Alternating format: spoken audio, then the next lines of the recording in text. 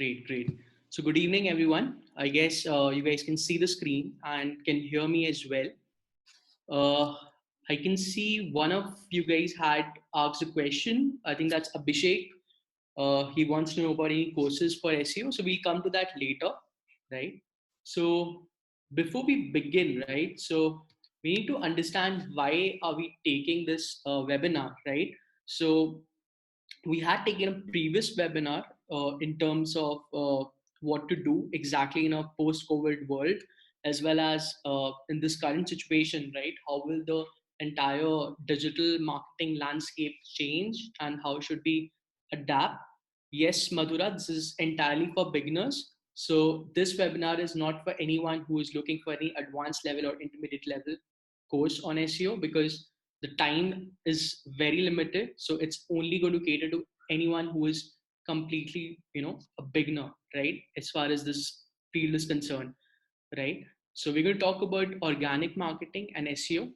So why? Because as you know, right, this COVID situation is called the black swan for 2020. And guys, whatever questions you have, please type it down. We'll come to it towards the end, right? And I'll be answering this question, all these questions towards the end. So we understand why we have kept this webinar is from a perspective of business owner. So please rest assured that it's going to cover the basics and also going to help you to make that decision whether you can do the SEO for your business on your own or whether you need some consultant or whether you need an agency.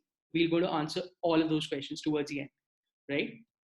So as you know, the current situation is called the black swan for 2020, and it's not. So this discussion is not about COVID-19, right? It's about the implications or anything, right? We'll just move on to why we need SEO is only because the budgeting, right? The marketing budgets is going to get reduced for sure for almost all verticals except those verticals who are into dealing into, let's say, healthcare or things like OTT. Maybe for them the budgets are going to maybe increase, but for others who are dealing with non-essential services, especially e-commerce, uh, the budgets are going to reduce because a we are heading towards a recession. Many countries are already in recession, so it won't be advisable to burn your budgets only to get transactions because there are organic ways of getting the same thing if you can improve it, right? So what is exactly SEO? This is going to, like, this entire webinar is going to help you to plan for your future and keep your efforts dynamic and be ready for a quick reframe of your strategies as far as the organic vertical is concerned. But I'll give you an example. For example, in China, when in the early stages of outbreak, there was this company called Master Kong, which was an instant noodle and beverage producer. It somehow predicted what's going to happen, and even if in the early stages, if not, say, let's say, predicted, they realized that what can they do at that particular stage. They actually did a complete revamp of their dynamics, moved more towards online, anticipated hoarding, things like that, and tilted its focus away from offline to online and e-commerce and smaller stores. So those things will happen and you need to do it for your business as well. So coming straight into what exactly an SEO is, right? Can you see the slide? No, I think you can't. So basically, what exactly is an SEO? SEO is nothing but it stands for something, search engine optimization, but that's not all.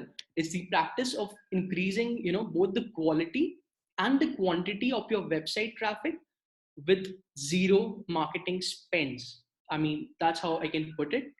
So despite the acronym SEO, it's not about search engines themselves. It's actually about understanding the people who are actually searching online, and right, what are the answers they are looking for, and try to make your content, your website, the entire design, the UX, UI, everything in a way that you can help them consume more data, consume more content, and make it as much as friendly for them. While doing this, you'll obviously increase your rankings and everything, right? So we come to the basics of it.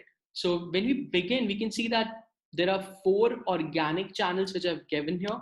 I'm today it's like Google search is one. We have social media where you can also do organic marketing. You can also do organic marketing on LinkedIn. You can also do organic marketing on Quora. Basically, any of these platforms you can leverage with zero spends.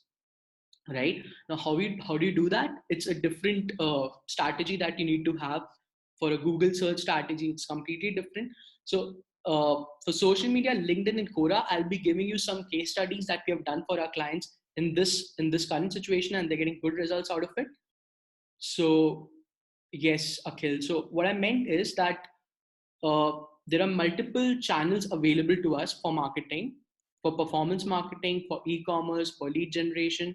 Now, these channels, you can either use it in a paid format, or you can use it organically, or you can use it free, right? So we're going to talk about case studies with respect to social media, LinkedIn, and Quora towards the end.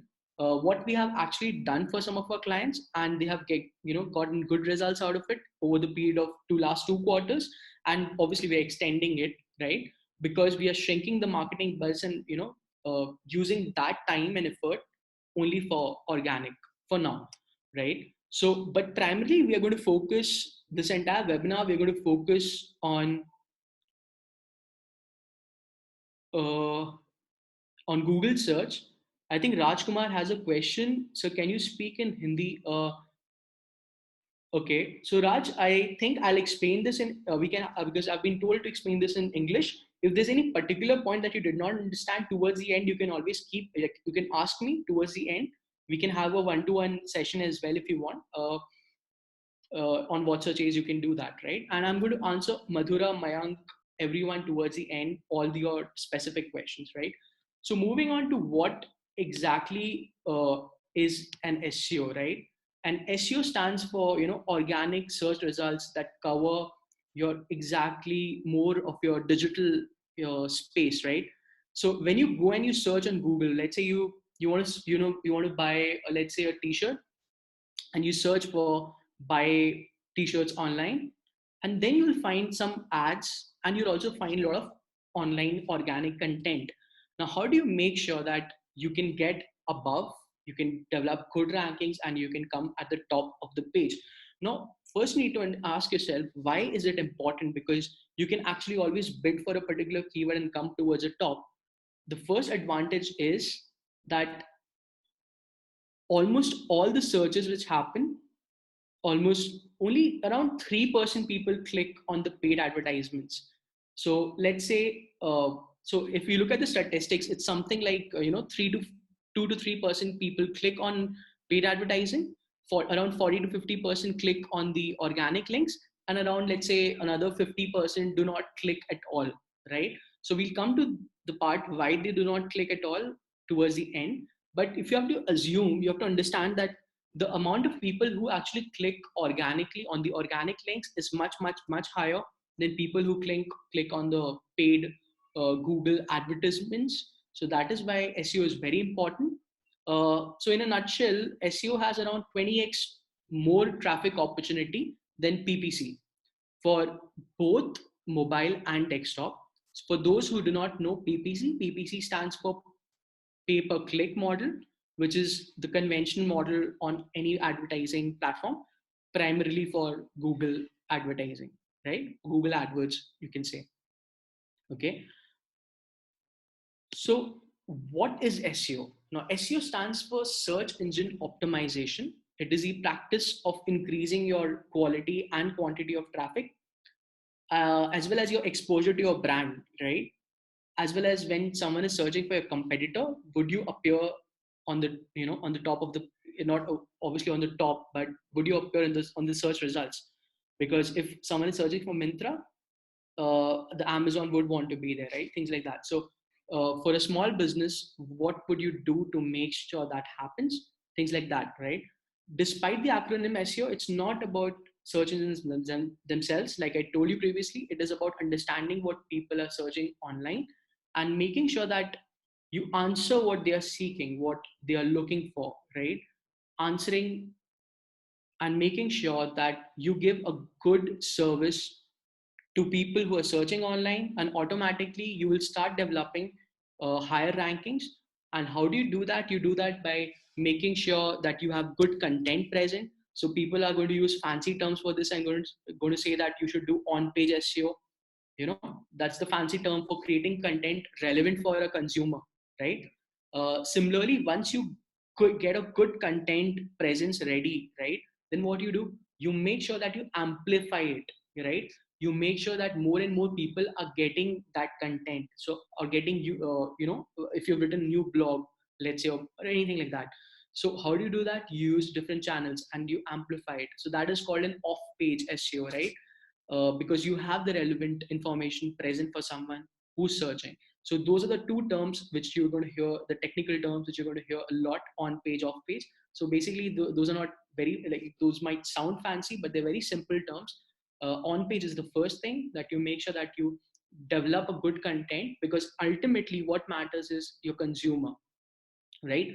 Gone are the days where you could just stuff keywords and make sure and think that SEO बहुत सही हो जाएगा, but that doesn't happen anymore. You have to make sure that your content is very much relevant to people. So we'll begin, and before, you need to understand two more terminologies in SEO, which is very important, which is rankings and something called an SERP, right? So we'll talk about the search engine basics, right? So search engine catalogs are, what it does is, Google is a search engine, Bing is a search engine, Yahoo has a search engine, right? DuckDuckGo has a search engine. So what it does is, it goes on the internet, and whatever content you give it to them to index, or in other words, you allow Google's own bots to scroll through your pages. Scrolling is nothing but going through all your content that you have, and segmenting it, indexing it in a form that in future, when someone is searching for some particular keyword or some query, Google is going to understand, oh, this content was relevant, so why don't I show this uh, piece of information on the organically. So that's what ranking is all about. This process of crawling and then indexing and then making it, giving it a sense of order, giving it a sense of rank, that when someone is searching for t-shirts online, your content is more relevant, so you would come under the second category. But let's say a brand which is selling t-shirts, perfumes, different brands, but its main product that it's selling is, let's say, perfumes, so it would come somewhere maybe around 4 or 5, right? So that's how the ranking is done. So that the term which is used for this is called SERP, which is nothing but search engine results page. So it's a fancy way of saying it, that where exactly is your ranking in terms of how Google wants it to be, right? So you would hear this content, this terminology a lot many times. So now you know what. So let's revise what we have learned till now. We learned why do we need SEO first, right? Because we understand that we need to do things more organically right now. Second, how do we do it? But so we go to the how do we part later. So why do we have answered why, and now we answer what exactly is an SEO. So we've answered that. So it's not just about it's not just about rankings and everything. It's also about making sure that your content is relevant to the end consumer. You should actually visualize this in a form of funnel, right? Uh, so funnel is like exactly a triangle. The upper funnel is the funnel where people are in the lowest awareness stage, and automatically in the bottom of the funnel are those people who actually convert, who actually do a particular transaction. So we're going to see exactly in the coming slides how does SEO impact that particular funnel. So till now we have touched upon some terminologies like crawling. Crawling is nothing but Google or any search engine, as a matter of fact, being able to read your content and then indexing it, or categorizing it, putting an order in place uh, to actually rank the content, which can be visible to the end consumer, the end person who's searching something. So now, we have understood what SEO is on the basics of it, right? Now, a very important question comes to someone's mind. I think people also began this webinar asking me this question, right? Like, should you do it yourself, or should you hire a consultant, or should you hire an agency, right? So The answer is it depends, right? Because number one, your bandwidth. You cannot learn everything, because as a business owner, your first priority should be your business, right? And learning a new skill is as good as it sounds. Sometimes it's an opportunity cost. You could have brought in more efficiencies, let's say in the logistics, things like that, right? Many things, right? In terms of vendors, you could do a lot of things in that particular, in that spare time. So is it worth it? That's a call that you need to take based on some things like, one, complexity of the website. This is very important. So it's very easy to do a SEO for a very small business, which has a niche, right? Which is, let's say, only selling perfumes, versus, let's say, a website like Myntra, which is selling perfume, which is selling t-shirts, which is selling, you name it and you get it, right? So it's selling a lot of accessories, a lot of clothing for men, women, for everyone. But let's say for a niche, the complexity is less, and the more niche your product is, the easier it is to do an SEO. So that is a call you can take, right?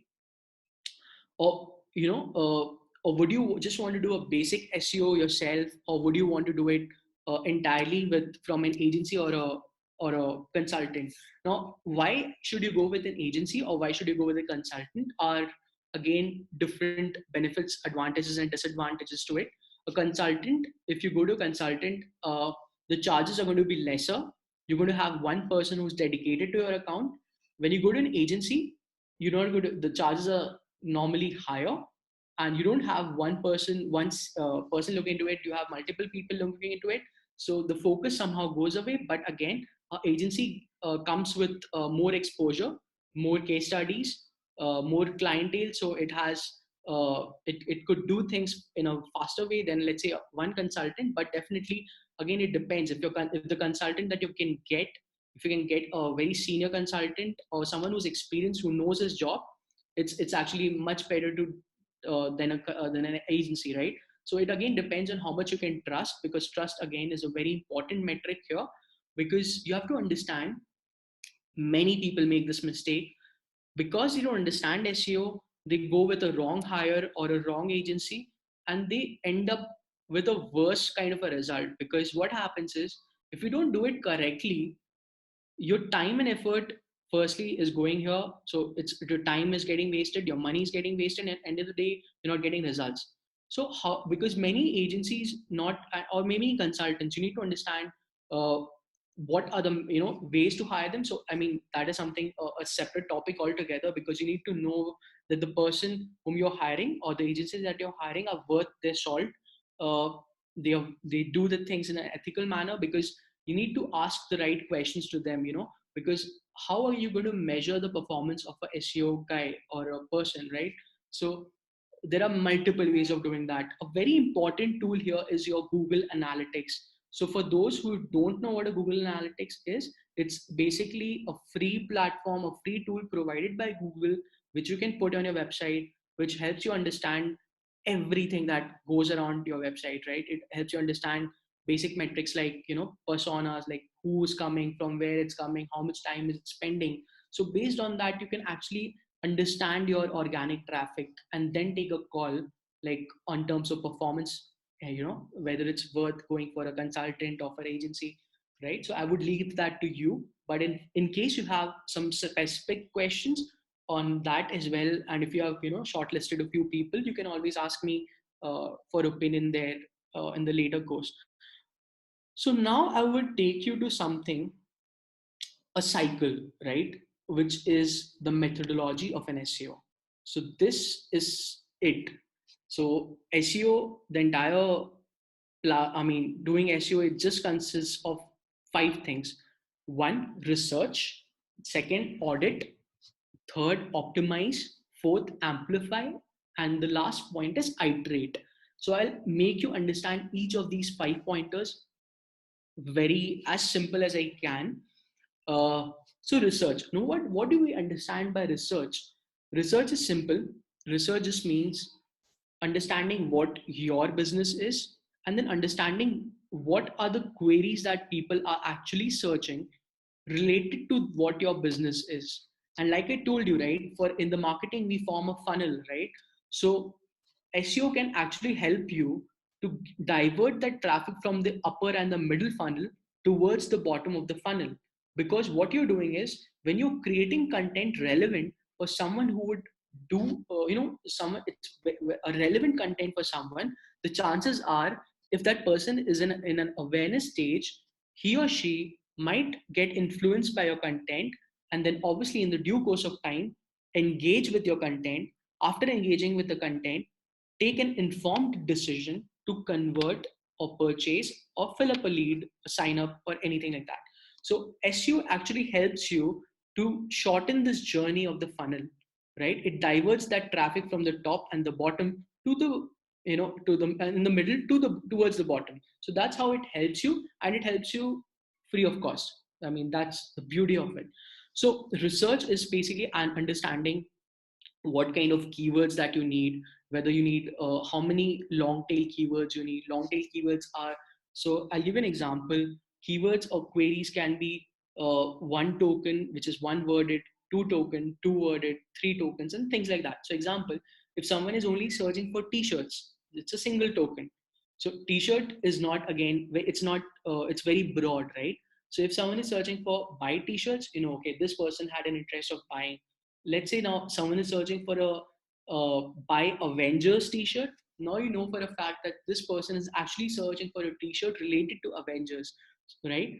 Uh, and people can also search like buy Captain America t-shirts, right? Or Captain America t-shirt. So that becomes very specific. So it's a very long tail keyword. It's not a small one to single token keyword like just a t-shirt, right? It's more specific, long tail, and somehow it would fall towards the bottom of the funnel rather than towards the top of the funnel, because this person who's searching has much more awareness.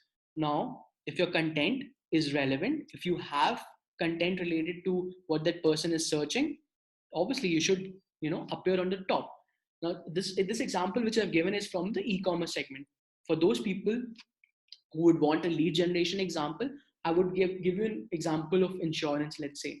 So many people who want to buy an insurance, or even real estate for that matter, they do not search for, I want to like buy term insurance or something like that.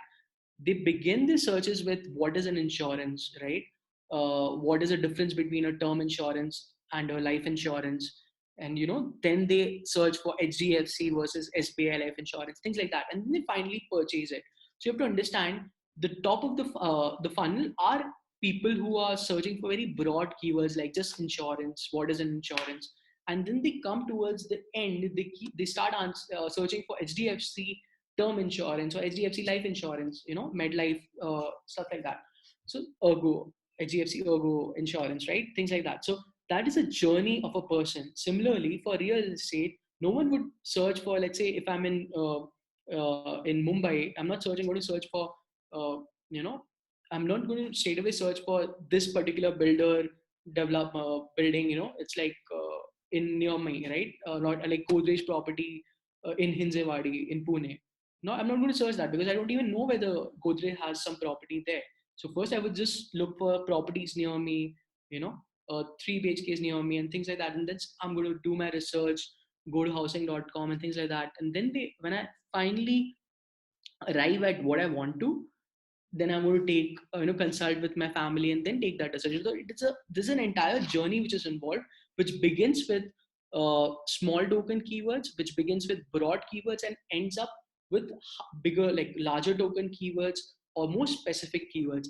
So this entire mapping, this entire research in terms of what the trends look like, is there a seasonality to it, things like that. That entire division, that research part is very, very, very, very important. I cannot understate how research is important. Moving on to the next is the audit. Once you understand, okay, these are the keywords which are relevant to me, these are the content which I need to develop. What is my current website look like? Okay, what are the places where I can improve it? So you need to do audit your website for backlinks, things like that. Backlink again is a fancy word. You don't need to know it right now. It's something which amplifies your content and stuff like that. So you need to audit to find technical faults on your website. Where are the things that you can improve in order to then? So in order to get better rankings ultimately, right? So that's the entire goal. Also, you need to audit and research while keeping in mind what is your business goal. If you have, let's say, 4 or 5 products, I know for a fact that I have worked with so many e-commerce brands. I know for a fact that Pareto's principle applies throughout. Now, what is a Pareto's principle? That 20% of your products or categories contribute to 80% of your revenue.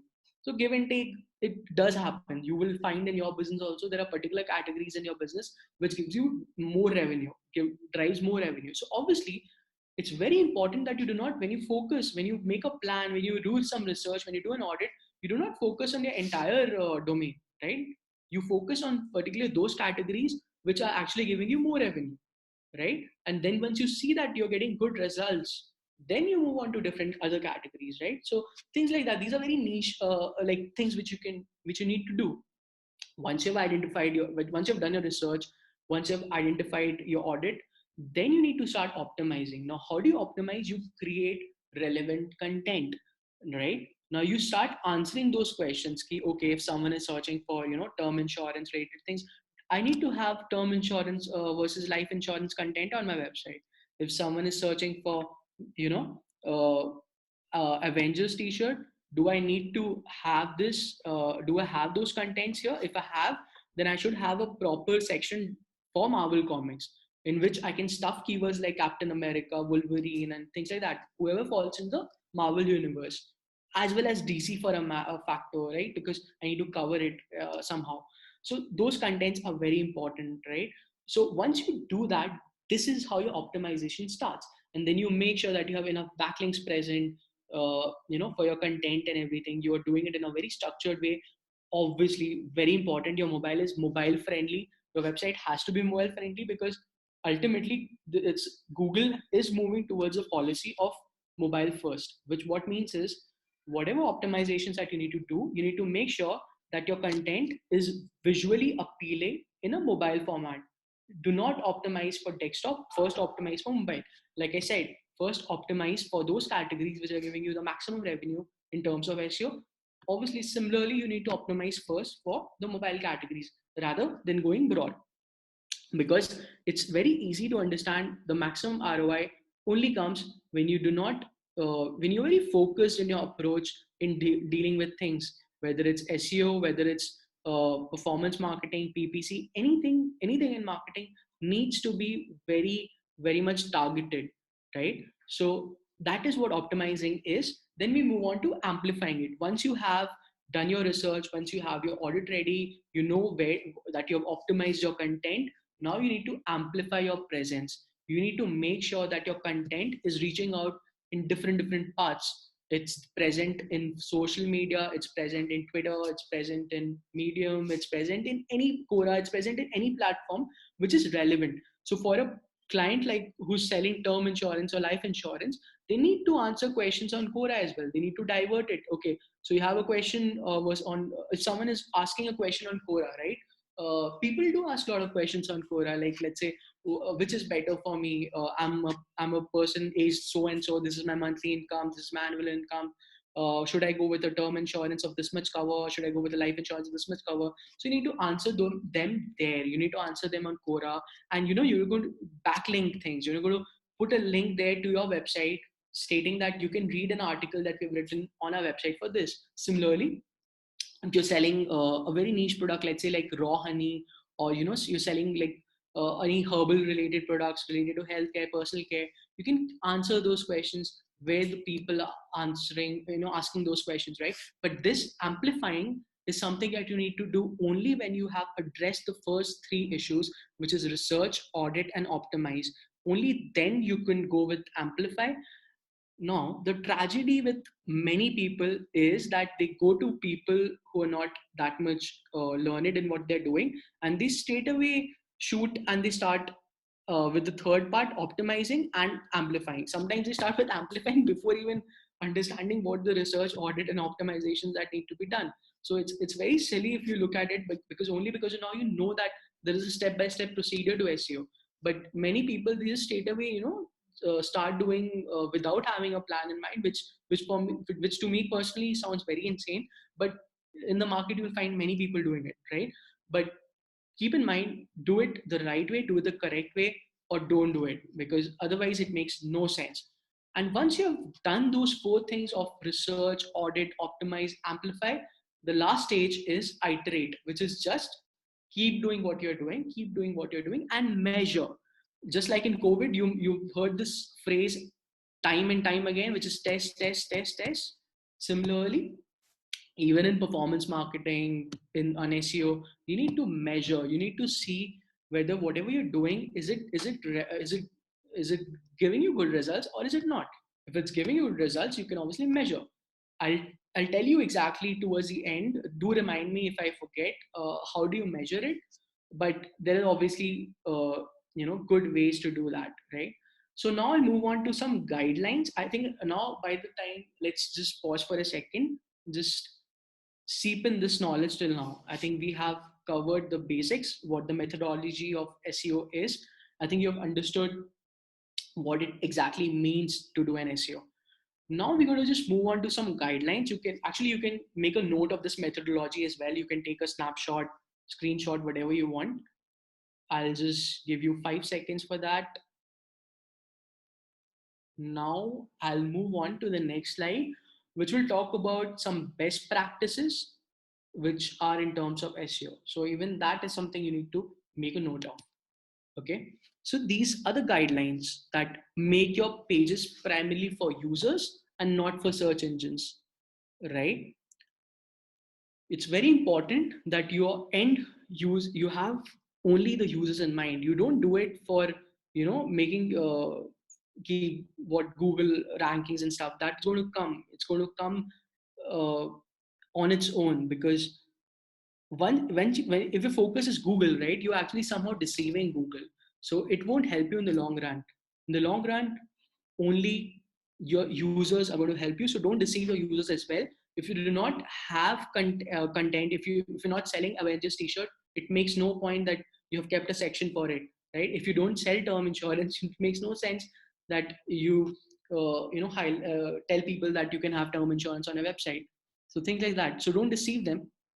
Avoid any black hat tricks. I mean, that is my advice. The white hat are always the best. So avoid any tricks intended to improve your rankings. Do not go for tricks, and because in the short run it might give you good results, but in the long run it will hamper your results. It will hamper your rankings, and the chances that you might even get blacklisted. They will warn you a few times in the future if they find out that you're doing some policy violations. But once that happens, right, no one can save you. So don't go for short-term gains, because understand, we are in the business for the long run. I mean, that's the going concern principle of business. So let's not go very myopic here, right? A good rule of thumb is to understand whether you're comfortable explaining what you have done to a website to a Google employee.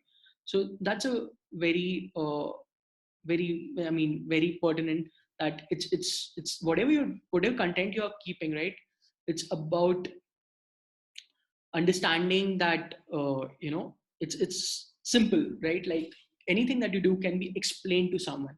So if a consultant, SEO consultant, or an agency, it cannot explain what they're doing to you, that means that they're not doing a good job, because ultimately things should be explained. Whatever you're doing can be explained to as to the relevant person, but it can be kept very simple. So that's the point which it tries to highlight. And another useful test is to ask, does this help your users? What do I do if search engines didn't exist? This is very, very important. What would you do if there were no search engines, right? How would the content on your website, how would the UI UX of your website help those who are trying to look for a particular service, or they're trying to look for a particular product? Are you helping people? That's the bottom line. If you're doing that, everything, rankings, everything will fall into place. So think about what makes your website unique, what makes it valuable, and what makes it engaging. I mean, there are multiple ways in which you can, make it unique, valuable, engaging, right? It's all about brainstorming with the right people, right? Trust me. Now we move on to the things. I can see many questions asking about gray hats and stuff. We'll answer that towards the end. But I can see many people asking, okay, we understand this, Now, what do we not do? Are there any particular rules, that some things that we need to avoid completely? I think we have them. So let's move to this slide. As you can see in the picture, it's about not using a mobile phones while driving. So similarly on SEO, you should avoid any automatically generated content. No copy pasting content will work. Einstein said that if you copy from one person, it's plagiarism, but if you copy from multiple, it's still creativity. But just understand, for SEO, even Einstein is wrong. You cannot copy from anyone, right? You cannot. You should not, right? All content that you create on your website has to be unique. It has to have your own touch. Your As a business owner, in terms of your brand, there should be feel of the brand, right? What do you want your brand to represent? That should just come alive in your content. I mean, I cannot understress this at all. You should not participate in any link schemes, like like all these bots and stuff like that.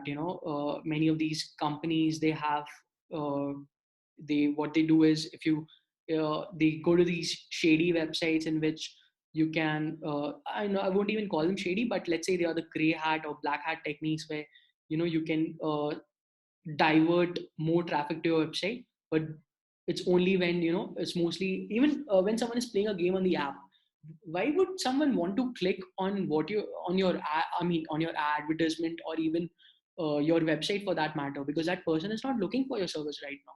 That person is engaging in a game. But that's when many of these linking schemes comes into the picture. I think you must have definitely encountered them in your journey on the internet. You must find that when you're actually looking for something, they actually take you somewhere else, right? Which was not relevant to you at all. So what will you do? You will exit, right? So when you exit, this data is getting recorded by Google as well. And Google is now going to think that your content is not relevant. People are just exiting without interacting, which means that you're not relevant, right? So this will impact you in the long run. For the short run, it might give you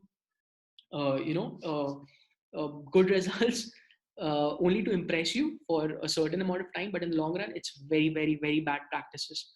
Then creating pages with little or no original content, like I stated, right? You cannot copy things from somewhere else. Cloaking is a very important term. It's a practice of showing search engine crawlers different content than visitors, right? So cloaking is basically fooling Google, or fooling a search engine. You will go to show them that you have more content than you actually have, right? This again, short term gain ho jayega, but again they will get to know, and then they flag you and they'll get penalized for it. So you should not do cloaking at all. Don't listen to any black hat or gray hat techniques. It's going to ruin things for you in the long run. Again, hidden text and links. Many people will tell you stuff it somewhere, stuff those keywords, and just keep it hidden. Trust me, in the long run, it does not help. Why? Because things are getting smarter these days, right? These techniques were way old. I mean, way old. As when I say way old, I mean, I think they could work only before 2012 or 2013. So they're like 7 or 8 years old, right? And if someone is asking you to do this, that means they haven't evolved with time. And I cannot say how foolish that sounds. Okay, so let's not underestimate Google, or let's not underestimate any search engine for that matter. And above all, we should not underestimate our users, right? We should not play smart with them when it's not needed at all, right? Let's just do good, honest work, and it's going to pay us very good results in the long run, right? Then the doorway pages, the pages created to rank well for specific searches to funnel traffic to your website. Again, doorway pages is something which I explained earlier about, trying to get traffic from where otherwise you would not have gotten. So that's doorway pages. So just avoid that as well. Now I'll just quickly move on to the trends. I think now you have you've got an understanding of what to do, what is a methodology, what to do, what not to do, right? Now let's move on to some trends, right? So as you can see, the Dalgona coffee trend, which is the something on Insta which you have seen, and I think you cannot unsee it anymore. So similarly, what are the trends on SEO? which have come. So in 2013, if I remember the year, Google had come up with a strategy called Hummingbird. So Hummingbird was a strategy, like if you know the bird hummingbird, so not many people might are aware of hummingbird. So hummingbird is a very small bird, right? But among all of the birds, right, hummingbird has a very terrific sense of vision, and in terms of flights, it has no errors. It does not crash into things. Otherwise, you will see many other birds, they crash into stuff when an object appears before them, suddenly before them. They cannot have a course correction. But hummingbird is very accurate. It senses it. It is very sleek. It gets does its course correction. It almost never crashes to anything, right? It's very particular about its flight. It's amazing in terms of how it does that, because obviously it's I think genetics and it's evolution at its best. With a very small body, it maneuvers itself to do to do it the seamlessly, the flight and everything. uh, so that entire hummingbird strategy of Google was towards a rise in semantic search. Now, what is semantic search? Earlier, what used to happen is keyword stuffing. That if you have, if you're selling, let's say t-shirts, आप पूरे website में सिर्फ only t-shirt, just fill it up everywhere, and automatically it's going to be good for you. But no, it doesn't happen anymore, right? Because the basic of semantic is it means meaning, right? So searches which is meaningful, that is what is the meaning of semantic search. So every searches are now becoming more meaningful, right? So if someone is searching for sneakers, how is it different from casual shoes? Even that nitty gritty, I mean, that specificity is understood, right?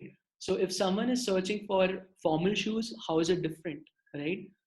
That earlier, when if someone is searching for formal shoe, right, but you don't have a formal shoe, then what would happen, right? It would display something else related to it. It might display a boot, or it might display some a semi formal shoe, right, which could be used.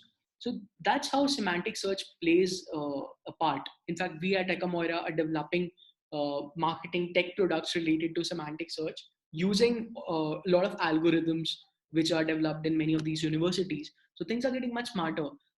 I think Amazon is a very classical example of this. If you go to Amazon, if you search for a particular product, many times you will find that those words are not mentioned sometimes in the titles, but still they're very much relevant. Why? Because the search engine understands that the synonyms very well. It understands misspellings very well. So it has that room for error in terms of misspellings. It understands linguistics as well. So if you whether you call it chai or you call it tea, it will understand you're talking about the same kind of a thing, right? So it won't do an error there. So that's what I mean by it getting smarter. Similarly, query lengths are becoming longer. Now, why is that happening? Obviously, it's not that people have started texting more. We all hate to text, but what has happened is the Google recommendations. When you search for a particular word, let's say you search for football, right, and automatically the next word comes football grounds near me, or maybe football matches coming up, things like that, football leagues, stuff like that. So automatically, based on what you want, you can just click on it, and automatically the search, which otherwise would have just you might have just typed one word, end of the day becomes 4 word searches or 5 word searches or 3 word searches, right? So what has it resulted is the query length of searches has increased. That's a trend. It's a very important trend. Then the growth of questions. You might see that even you as a user, mostly all of you search with a particular question in mind. I mean, there were some funny videos of, I mean, many of these people who are, above the age of 50s and 60s, they form proper sentences while searching. So similarly, like we have a tendency of asking a lot of questions, right? You might see this across. I mean, you can actually start analyzing yourself these days. You will be asking more questions to go on Google than otherwise. So that's increased. Then there's a concept of featured snippets, which is again related to questions. So when you search for a particular question, you'll also see a featured snippet where Google will tell you people who have searched for this particular query have also searched for, have also asked these questions, right? So, it's going to display a very textual area in terms of content on the Google page itself. So many times what happens is people do not need to go click on it and move on to the page itself. So that's why the SRP has impacted on CTRs as well. So CTR is basically click through rate. It has led to a decline in clicks also, because the featured snippets are very powerful and they give the relevant content to the person on the Google page itself. So what happens in many of these searches, when people are just asking to get a information, they do not need to visit your website, because a particular paragraph of your content was relevant enough to answer that question. But again, you need to be present. You need to develop relevant content in order to have those high rankings as well, right? So that's very important. So I think I've answered the trends part of it as well. So I think this covers the Google part of SEO for all of you.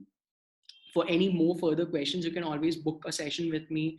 If you have any particular questions related, relevant, or to your particular business, you can always ask me. I'm always available for you. Now I'll move on to two different channels. I'll move on to social, and I'll move on to Quora, and I'll give you examples of my clients, some case studies, right? So one is social. So there was this fitness and health tech startup which used to sell a lot on Amazon and website, right? So it used to sell these products which would help someone analyze their body fat and then make a good decision. So what we did was, since we could not sell on Amazon or on the website in the last few months, we started focusing on us developing a vertical related to service. Okay. So what we did was we got in touch with some dietitians. We formed closed a private Facebook group, and we started getting people engaged with some content and telling them that, okay, do you want to avail a service of a dietitian along with, then you join this particular private group. And in order to do that, you need to buy this product, but you cannot buy it right now. So you can pre-order it, right? So why? Because along with the dietitians, you're going to also get the product, right? So this is how we increase the sales also in the times where no sales was possible, right? So that's the power of doing something completely organically, where you have pre-book sales. A very good example of this would be Soul Store doing this.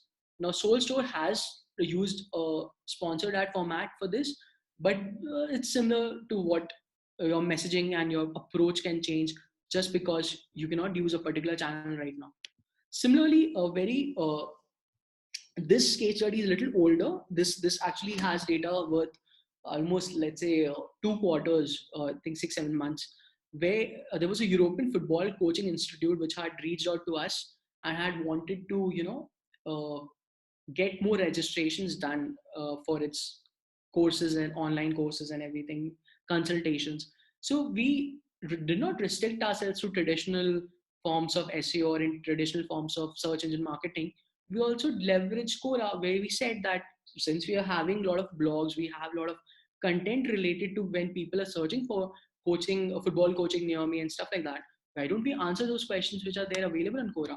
So I'm pretty sure for your business also, there will be people asking questions related to what your business does, or if not, say directly related to your business, maybe they're in the uh, above funnel, where you can ask, you can divert them to the middle of mid funnel and towards the bottom of the funnel.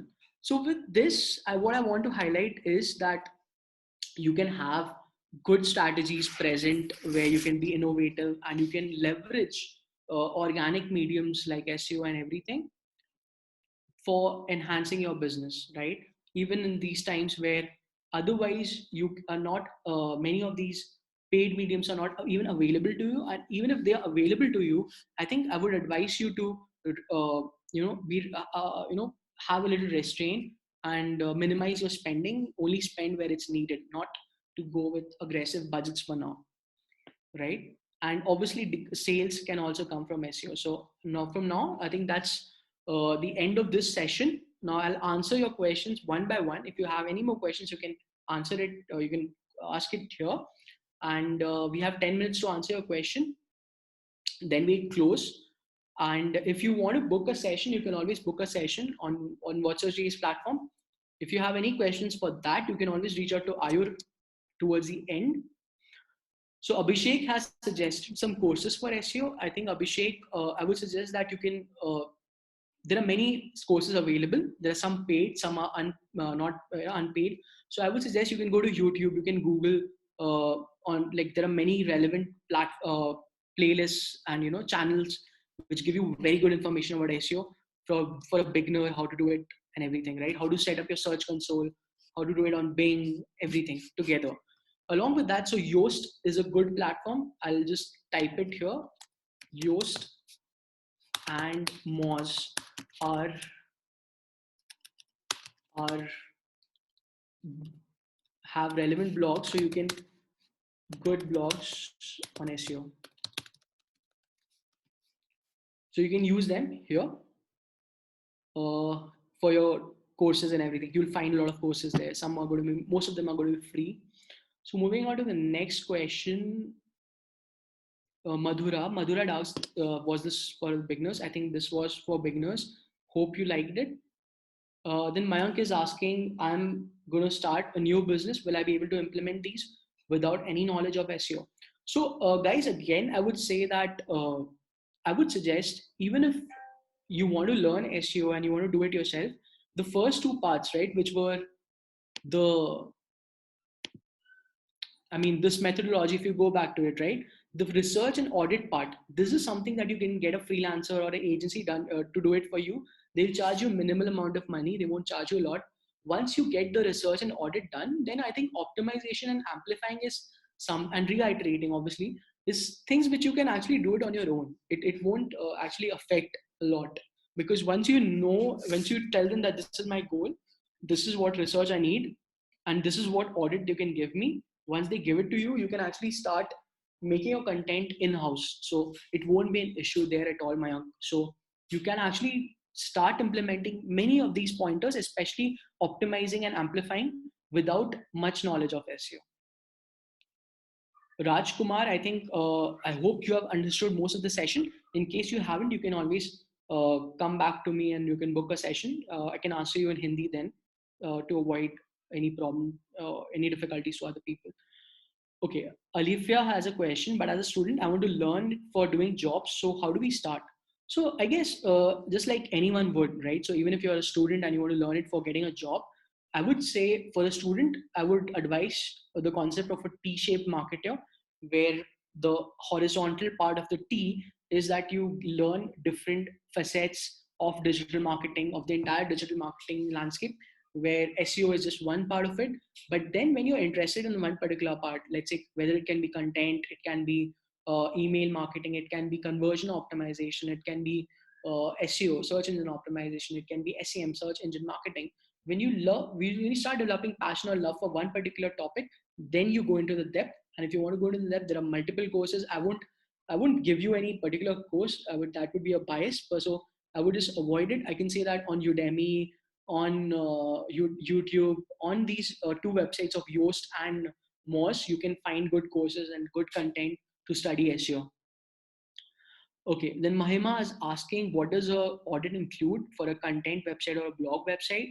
Mahima, the audit would include a lot of pointers. It would first, it would cater to the goal that you have set up for your blogging website or your content website.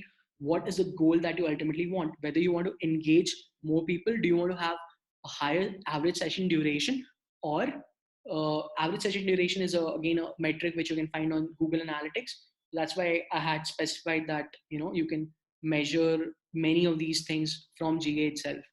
So is it that you're looking for a higher average session duration, or are you looking for, let's say, a conversion, or are you looking for a lead for a particular monetized item on the website? So based on that, your audit would deal into how is the entire flow, one, technical pointers, uh, the keywords which are relevant for your business, are they present in form of good content on your website, right? Is your website mobile friendly? How is your mobile entire platform different? How is it impacting? Things like that. I think Sanjana has a question. What about gray hat, or how does it affect the website? Like I said, right, I told these pointers, right, in terms of the guidelines, what not to do. Many of these things here are in the gray hat, fall in the gray hat techniques or the black hat techniques.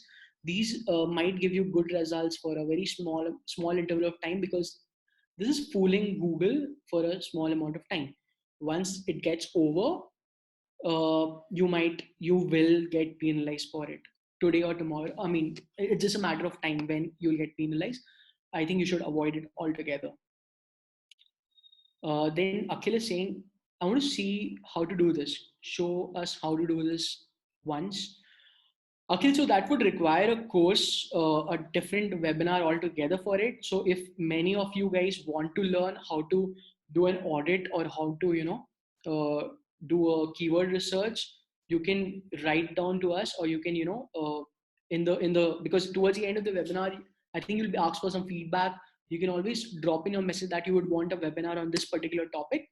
Then we can obviously make the relevant content for you and see you guys in the next webinar, right? So we could do that. So for that, you can put down in the comment section and the feedback section.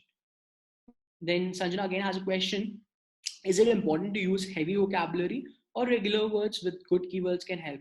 Now, Sanjana, here is the importance of doing a good keyword research. You have to understand whether your target audience is using a heavy vocabulary, or they're actually using regular words. Now, I would not give you a biased decision here that it's heavy vocab or regular words. Honestly, from experience, I've seen regular words having higher search volume, because obviously the number of people searching with regular words are higher in number. But still, I would advise you, go and do your keyword research for that particular category that you're looking for, and then then you'll be able to do this. I mean, then take that decision whether you need a heavy vocabulary or regular keywords. I mean, regular words. Because Sanjana, end of the day, what you need is, you want to increase the engagement on your website. You want to make a person, a when he or she visits on your website, to stay longer on the website. Now, is heavy vocabulary doing it for you, or regular vocabulary or regular words doing it for you, is something that you need to A/B test on as well. A/B test is basically having two controls present, and then sending a very randomized traffic, equal traffic to both, and seeing how is it affecting in terms of engagement and website parameters. Vishal is asking, how does backlink help us improve SEO, and how to create backlinks? Vishal, backlinks is a very, very vast topic altogether. It would be difficult to cover exactly how to create it in this webinar. But again, if you want, you can add it as a feedback, and we can create a webinar particularly for that. But again, how does backlink help you to improve SEO? Is because backlink is that concept of getting you more traffic. Because understand, Google is not the only platform, or Google is not the only place where people related to what you sell, or whether related to what you provide, are available. There are different platforms. There are people searching for the same things on Quora. There are people asking the same questions on LinkedIn. There are people asking the similar kinds of questions on Facebook and different platforms. But if your service or your offering of your website can answer them, then obviously those backlinks can help them to come to your website. So that's what is all about backlinks. But again, it's a vast topic altogether. So we can come back to it later if you want. Andy is asking, are we still okay? So this is not relevant. Okay, then how do we measure? Andy's asking SEO performance. So, like I said, right, on Google Analytics, you have first you need to understand what your website end goal is. Did you want to increase engagement, or did you want your e-commerce? I mean, did you want your organic traffic to lead to more conversions, right? So you could have two goals, or whether you wanted to just increase the percentage of sessions which happen from organic. So again, these questions you can answer it from Google Analytics. Was there after you started doing for SEO for, let's say, a quarter or 2 months, did your organic traffic increase by 10%? Did it increase by 25%? Did it not increase altogether? Or did it actually decrease by a certain amount of percentage? If you remove seasonality, how does it look like, right? Similarly, did your organic traffic, which used to come earlier, now let's say certain organic traffic is coming on your website. If it is same, if there has been no change in the percentage of organic traffic, has there been a change in terms of the average session duration, right? Are they spending more time or are they spending less time? Things like that. So there are, like this, there are multiple parameters. Again, this would require a huge session altogether. Can you explain on page and off page? Like Mohammed has told you, right? So on page is relevant to the all the content that you have on your own website. That's your own page on. So that's your page on page. So any SEO that you do, any activity, any optimization that you do on your own asset is your on page optimization. Any platforms that you use which is not your own website or app, which is a different platform, different channel, which is only to get traffic to your website, that's off page optimization. Okay. Sanjana is asking, if you copy website design and rewrite someone else's content, how does it affect your ranking, Sanjana? It will surely affect your ranking, because it's not about copying someone else's work or content. You have to understand from Google's perspective. Now, what is Google? Google is ultimately a search engine. What it wants is that people who are coming on Google should get a good experience, right?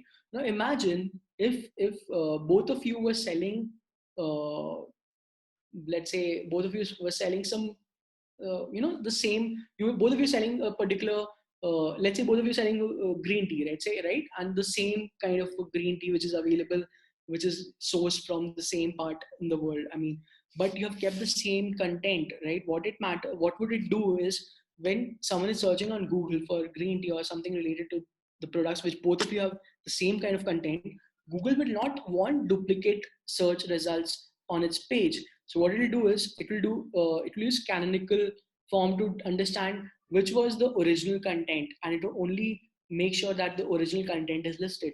One, and secondly, your competitor can always sue you for it, for copying, if it's a copyrighted material. So why should you do that at all? Okay, Aruna is asking, can you tell the name of the blog again for the SEO? So Aruna, if you can see the Yoast and Moz, I'm typing it again. You can Google these. Yoast is separate, Moz is separate, and you can get good blogs uh, on that particular material. Okay, so you need to mention your name on the template form.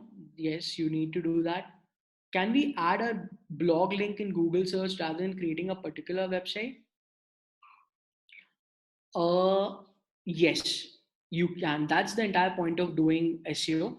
So you do that using something called Google Search Console, which actually indexes all your blog links, right?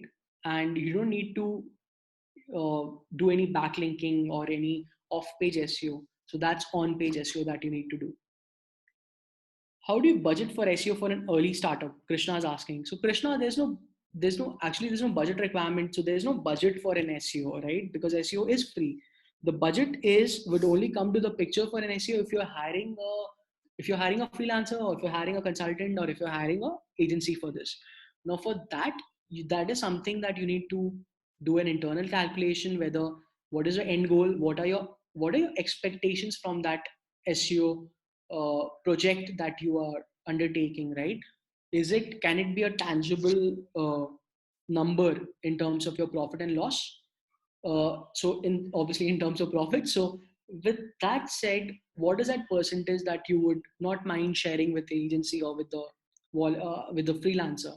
So in that way, you can obviously calculate a budget that you would have for your own early stage startup. Obviously, I would not give you any number. It again depends on the scale of your startup.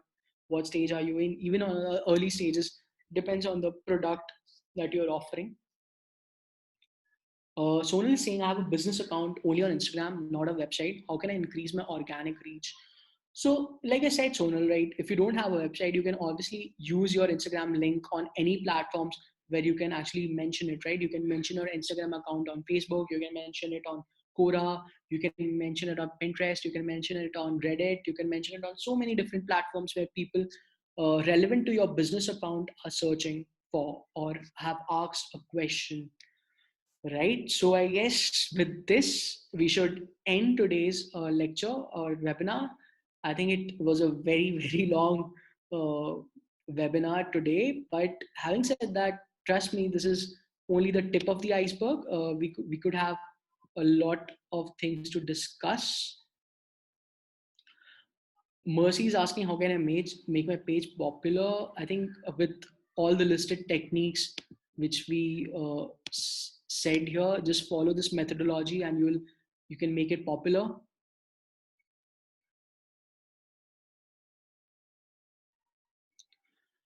In case you guys have any more questions, okay, what is the best tool for SEO for a new website? So Alpesh, there are many websites.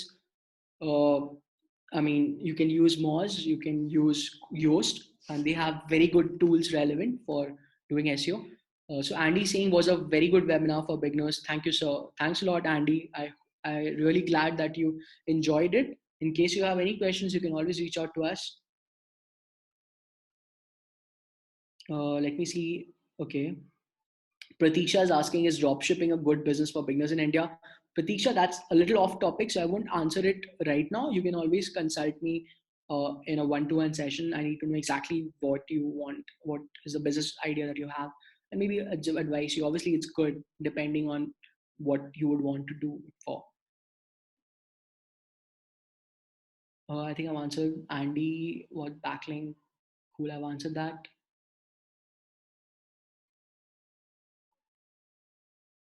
Oh, great. So I've answered almost all. I think I've answered all questions. I don't think there's any questions left which I have answers.